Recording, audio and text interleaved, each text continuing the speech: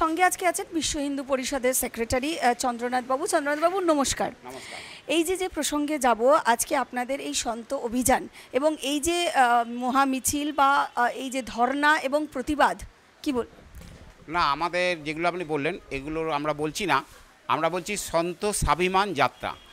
আপনারা জানেন কয়েকদিন আগে মাননীয় মুখ্যমন্ত্রী আর আমাদের ধর্মের ওপরে, আমাদের সংস্কৃতির ওপরে, আমাদের আধ্যাত্মিকতার ওপরে অকথ্য ভাষায় সন্তদের আক্রমণ করেছেন এবং বিশেষ করে নাম করে ভারত সেবাশ্রম সংঘের সন্ত কার্তিক মহারাজের নাম করে, আর উনি বলছেন ইনি দাঙ্গাবাজ। এবং ভারতবর্ষের নেতৃত্বে আছে আধ্যাত্মিকতার রামকৃষ্ণ মিশন, ভারত সেবাশ্রম সংঘ, ইসকন, ওনাদেরও নাম করে এই সংস্থার উপরে উনি আক্রমণ হেনেছেন। আর এরা হিন্দু সমাজের নেতৃত্ব দেয়, হিন্দু সমাজের আস্থার স্থল।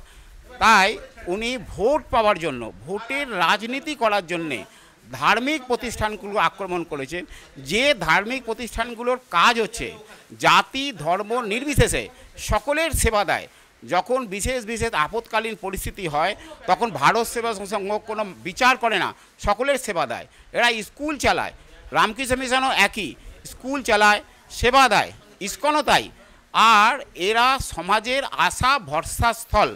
তো উনি বুঝে একটা বিশেষ সম্প্রদায়ের, বিশেষ করে মুসলিম ভোট পাওয়ার জন্য হিন্দুদের উনি আক্রমণ করেছেন। হিন্দুদের আক্রমণ করলে সংখ্যালঘু সম্প্রদায় খুশি হবে আর তাদের ভোট পাবেন, এই আশায় এটা করছেন। কিন্তু উনি ভুলে যাচ্ছেন 70% লোকের যদি ভোট না পাওয়া যায়, 30%-এর ভোটে জিতে আসা যায় না। 70% লোককে অবহেলিত করে, অপমানিত করে 30%-এর ভোটে রাজত্ব করব, এটা ন্যায়সঙ্গত নয়, এটা অন্যায়, অবিচার। তাই জন্যে সন্তদের এই অপমান হিন্দু সমাজ সহ্য করছে না, তার জন্যে সন্ত স্বাভিমান যাত্রা। একটা বিষয় যে বারবার দেখা যায়, শুধুমাত্র যে একজন মহারাজ কার্তিক মহারাজকে উদ্দেশ্য করে তিনি বলেছেন তা নয়, এর আগে কিন্তু তাদের তরফ থেকে, মানে তৃণমূল কংগ্রেসের তরফ থেকে বারংবার কিন্তু বিভিন্ন হিন্দু ধর্মের যারা দেবদেবী তাদের উপরে আক্রমণ হয়েছে। বারবার কেন এই হিন্দু ধর্মের উপর আক্রমণ, কি মনে হয়? মানে হিন্দু ধর্ম কি খুবই সহনশীল বলে আজকে বারবার এই আক্রমণ করা?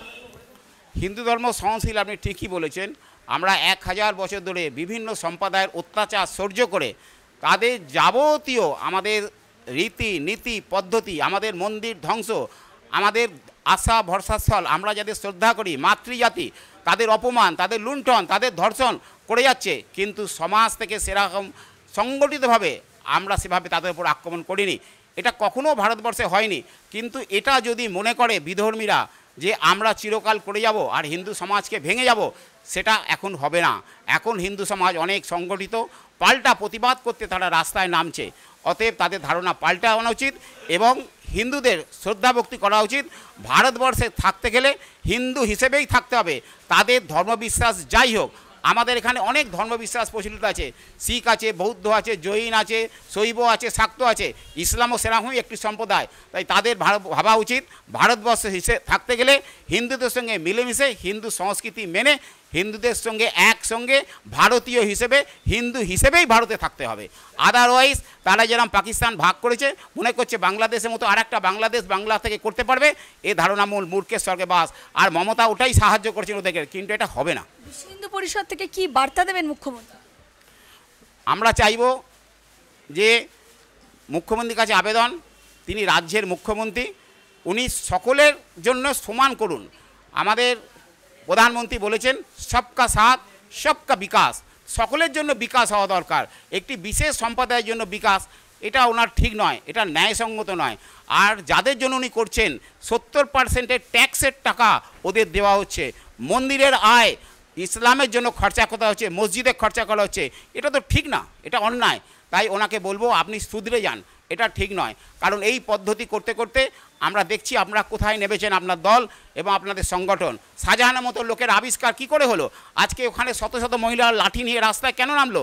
মানুষ তো জানতো না কি হচ্ছে ওখানে সন্দেশখালিতে, তখনই জানতে পারলো যখন সাধারণ মহিলা অত্যাচার সহ্য করতে করতে আজকে এমন জায়গায় পৌঁছেছে তারা লাঠি নিয়ে রাস্তায় নেমেছে, ঝাঁটা নিয়ে রাস্তায় নেমেছে। তাই সারা বাংলা, সারা ভারত দেখছে কি অত্যাচার মহিলার ওপরে, এই কি অকথ্য অত্যাচার, সারা ভারত এরা জানতো না।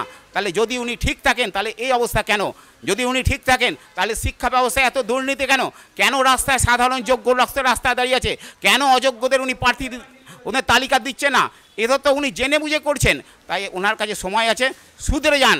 সকলের জন্য শিক্ষা, স্বাস্থ্য, ন্যায়সঙ্গত বিচার সকলের জন্য করুন। মুখ্যমন্ত্রী তো সকলের জন্যই করছে। তিনি যেমন ইমাম ভাতা চালু করেছিলেন, পুরোহিত ভাতাও চালু করেছেন, দুর্গাপূজায় অনুদান দিচ্ছেন, হিন্দুদের জন্য তো ভাবছেন। আপনি যেটা বলছেন এটা লোক দেখানো, এটা সামগ্রিক নেই, সমগ্র সমাজের জন্য নেই। তাহলে কেন উনি আক্রমণ করলেন মিশনকে? কেন উনি আক্রমণ করলেন ইসকনকে? কেন কার্তিক মহারাজকে দাঙ্গা বলেছেন? উনি দাঙ্গা করেছেন? উনি যে কথা অভিযোগ আনছেন সেই অভিযোগ অসত্য।